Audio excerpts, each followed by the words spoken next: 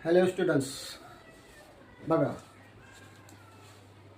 परीक्षामध्ये पोलीस भरतीमध्ये MPSCमध्ये आणि इतर स्पर्धा परीक्षांमध्ये असे दिसायला अवघड प्रश्न आपल्यासमोर येतात. खालील संख्यांचा गुणाकार करून शेवटचे 2 अंक सांगा. आता एवढे मोठे गुणाकार करून किती वेळ लागेल आणि गुणाकार केल्यानंतर तो बरोबर येतो का नाही येतो, मग त्याच्यातून आपलं उत्तर चूक की बरोबर ते समजायला मार्ग नाही.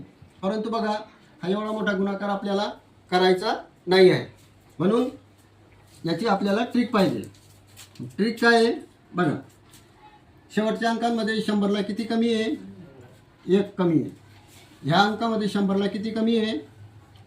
4 कमी आहे. आणि ह्या अंकांमध्ये, ह्या शेवटच्या अंकांमध्ये किती कमी आहे? 3 कमी आहे. म्हणजे या तिघांचा गुणाकार 4 1 4 4 त्रिक 12.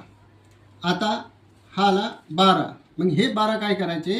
100मधून मायनस करून टाकायचे आणि मायनस करून संख्या येते 88 आणि आपल्याला मिळालं उत्तर.